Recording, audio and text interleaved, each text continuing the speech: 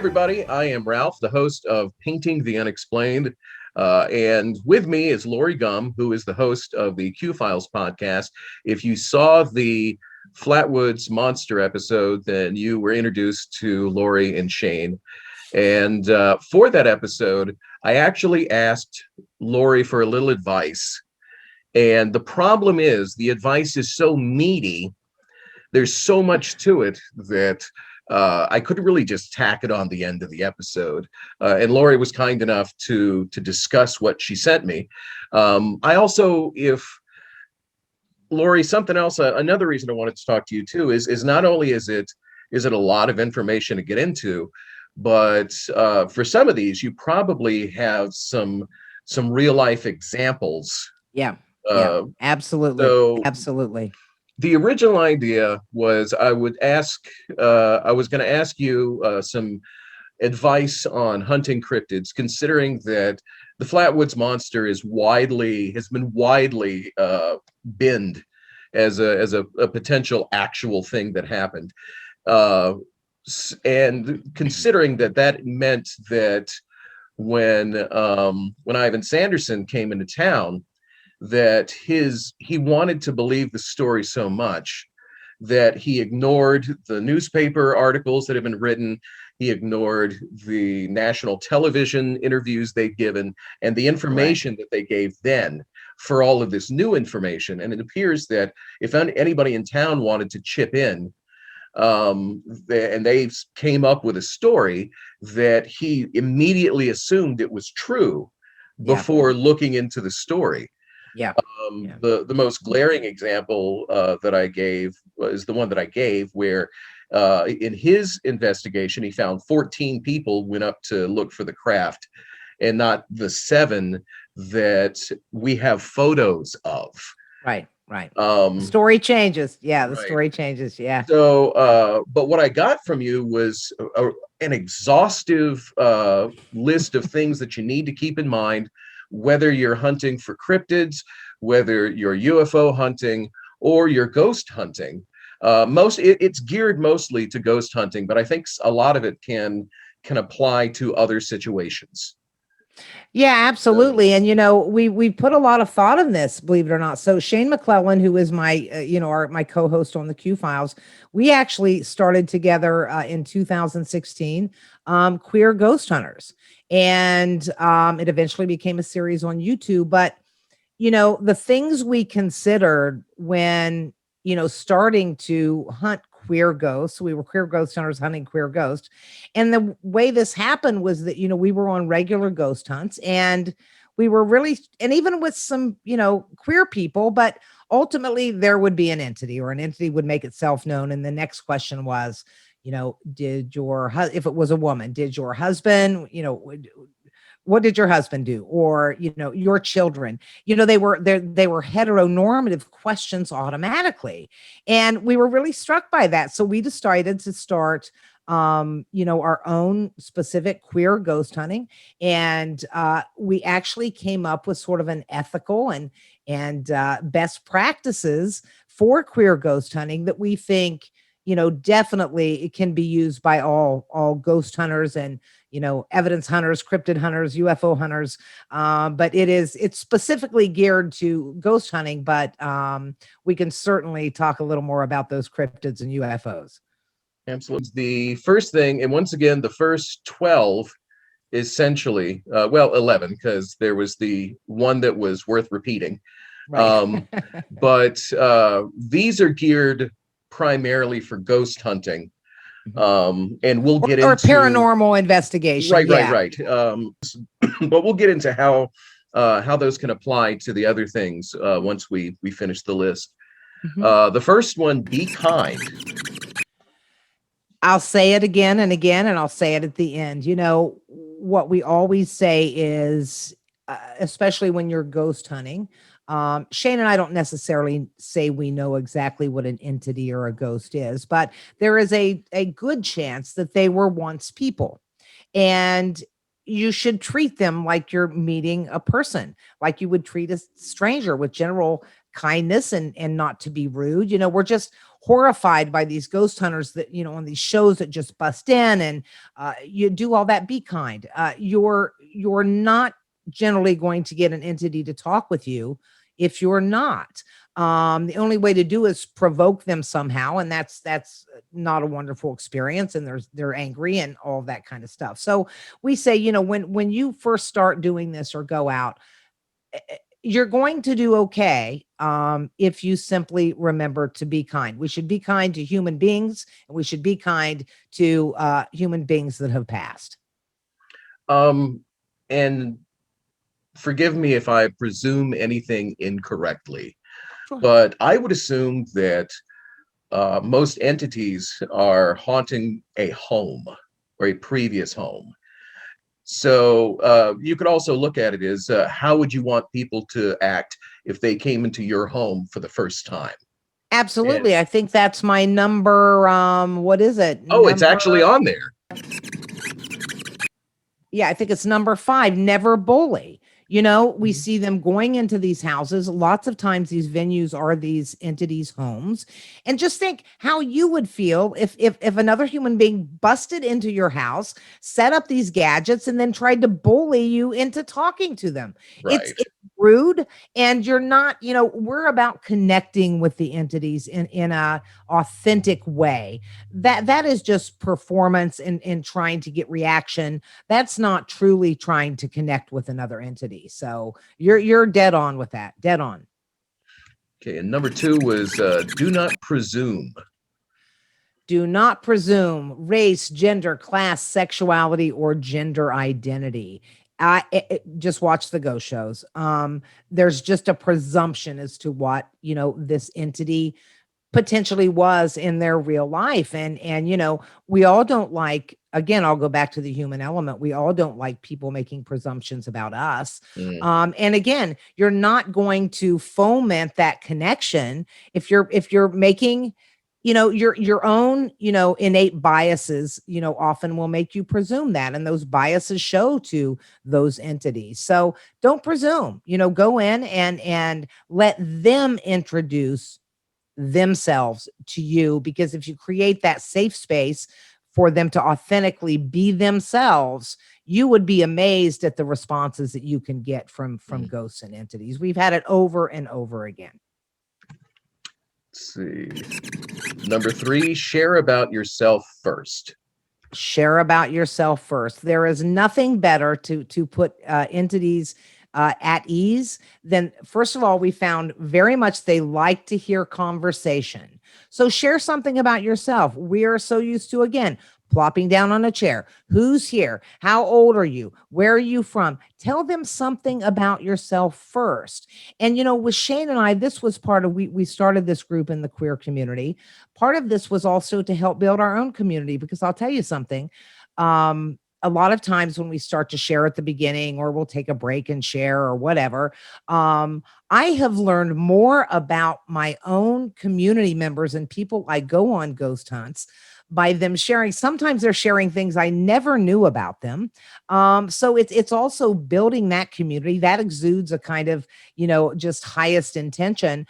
Talk about yourself. And I always go in, hey, I'm Lori, and we're here for the highest good, and we're at this venue because of this reason. But right now, this is what I do, and this is where I grew up. And I think it just puts them at ease so that they know who they're talking to. I know more about how this works in horror movies than pragmatically. So I don't know if this is a silly question, but is there ever such thing as too much information, or should you select the information that you share? No, I have not found that there's kind of a limit to sharing. It's not like, and we'll get, I didn't put this in the list, but Shane and I really don't believe there's demons, especially, or bad spirits. We always joke, an asshole in life, an asshole in death. That's really, you've got an asshole ghost. So we don't really believe in sort of, you're not going to go there and get possessed. You're not going to go there. It's not like you're going to let any information out and this demon's going to take advantage of you. We've never experience that. I think there are some occasions that, you go back to the original story of, The Exorcist was based on, the young boy. And, there's some real evidence of some kind of possession or demonic possession. But in general, we always hear, oh, demons and bad spirits and this and that. Generally speaking, we have not come across too many. Again, so I don't think you have to worry about sharing a lot with yourself. I'd worry more about sharing with the people that you're with to make Mm. sure you want them to know that about you than to worry about, any kind of entity, anyway, you sharing too much or them learning too much. I've never found that to be a problem, and I don't fear that at all. Okay. Do not ask them to perform. This is my number one I've walked out of ghost hunts because of this. Do not ask them to perform. What do you always get? Hey, if you're here, could you light up that EMF meter? Hey, could you turn on that flashlight? Hey, could you do this? No, they're not circus animals. They're people. We go after authentic evidence. Of course, we use the gadgets and the dowsing rods in particular. But if you can't be going there just to provoke them into getting evidence. Right. That's you're going for the connection. If the evidence comes, and you get that on a dowsing rod, an EMF or a something or a flashlight, that's great. But I think if you're there for evidence, number one, you're not going to get much, and number two, I think it's the wrong reason for being there.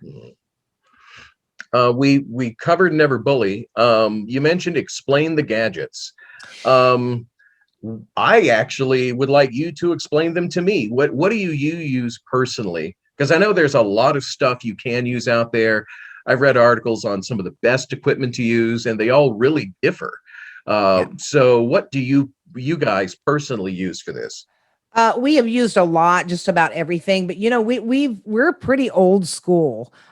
We have found we very often and get some of our most compelling interaction with dowsing rods. And if you don't, you probably have heard of dowsing rods, Mhm. but in our case, it's just I wish I had one around here. What do you use them for? Because I'm familiar with them in the aspect of divining for Yeah, water. yeah, So exactly. what would you use that for? To talk with them. And what you do is, we'll put them out. We explain to them what they are. It's just a brass rod with a sleeve where you can't move them yourselves. It's free to move. And we'll put them out and we will say to them, first of all, we usually say, if someone's here, please move the rods. Okay. It's amazing. You'll feel the energy before those rods move. They move. And then I will say something like, okay, we want to talk to you and we're going to tell you how to talk to us with these rods. First of all, put them both out away from me, straight ahead. That will be our neutral position. Whenever we ask a question and you answer it, we will go back to this neutral position because we want to be clear about your answers. Then I ask them to move the rods in a way that would show a yes answer. So both rods may move to the left, they may cross, they may move to the right, one may go one way. That's their yes answer. Then we go to neutral and I tell them to show me their no answer. Same thing. So we've established yes and no. And it's amazing. I would say 9 times out of 10, there are a lot of ways you can put this rods. They're always consistent. Once they find that, they can answer that way. And ultimately it's only yes or no questions. But for example, we just did a ghost hunt about 3 weeks ago. And we'll eventually be doing a series on a podcast on it, but we've stumbled onto some new research, but it's about Hester Foster, who was the first person executed in Ohio. She was an African-American woman, and where she actually was hung and committed the murder in the Ohio penitentiary is now the Columbus Cultural Arts Center. Oh, So yeah, so we'd heard from Bucky Cutright that Hester's ghost was supposedly in there, and so we actually went with the executive director Todd Camp and his family about 3 weekends ago on a day they were closed, and tried to find Hester, and we did. So at one point, so usually yes and no. Well, in this case, I started asking, "Are you from Ohio? Are you from West Virginia? Or no, Kentucky? No, no, no, no, no." I said, "Okay, we don't usually do this, but put the rods out in front.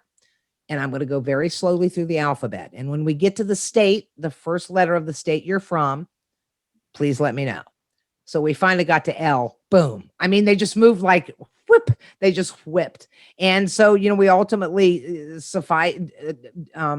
understood from her that she was originally from Louisiana. Mm, So you can use them in a lot of creative ways that way. But here's two reasons we like them in particular. They're low tech, old school, and they don't seem, entities are not frightened of a dowsing rods. They can be, we think, through energy, be moved with a small amount of energy, and they're just not intimidating. We've got the EMF meter, which lights up with sort of a magnetic field. Not really intimidating either. It's just some, lights that flash. We'll explain that to them, and we'll explain that their presence in those lights, going up will help us know they're there, not to ask them to perform, to explain the gadgets. We also use mapping cameras and high-tech video cameras and all of those things that sort of map out energies, and all of that kind of stuff. But we'll set those up, and then we've got, like an obelisk, which will spit out sort of words that theoretically the entity can talk through. We don't use those sort of things often. We found them to be distracting. mm. Everything's up, and lights, and it's just distracting. And we just don't think a lot of those gadgets are authentic, and we've just not found a lot of connection with entities through them. We rely on EMF, we rely on dowsing rods and EVPs. Of course, we tape everything and then listen back for the electronic voice phenomenon, which is how they can speak to you. And we've got, just EVP after EVP, some of them stunning. So we stay pretty old school. And I think it makes the entities, comfortable. We have a huge percentage of success on our ghost hunts. And I think that's one of the reasons why. Okay. You also mentioned to explain the times. Yeah, we really had to deal with this. And I'm going to put two of these together. My number 9 was use historical words and explain the times. When we started hunting for queer ghosts, as I'm sure you all well know, you can go back 100 years or whatever, and it doesn't, they're not listed as queer in the prison, or they're not listed, as anything. There's red flags we pick up all the time. We've done really extensive, with the first season of Queer Ghost Hunters, we went to a convent in Toledo for Ursuline nuns, and really got connected to an entity there. But we didn't know, we assumed, we had gone to the graveyard before and assumed they were probably had been dead about 100 years. So one of the things we wanted to talk about was you couldn't say queer, you couldn't say this, you couldn't say, think of all those words you say that are modern words. Right. So, one of the things we said was, we are a community of women who loved men, women who loved women romantically, and men who loved men romantically and sexually, and really try to stay away from those particularly modern words. I joked we did a hunt in an opera house, Twin City Opera House once, and we figured that the ghosts probably were from about 1850, and we were looking for queer ghosts in particular. And I said, not only am I going to have to break the news that you men can marry men and women can marry women now, but also that, Lincoln got shot. So it's, it's like it was two big things in an evening. So, but just try to explain them or ask them if they have any questions, because we don't presume. We don't know that how would they know what's going out in the world if they're in a particular venue? They see people coming and going. They probably see strange things that look like phones, but I don't think they necessarily understand historically and sort of our vernacular, how that's changed. And, you can be talking to an entity that's, 300-400 years old.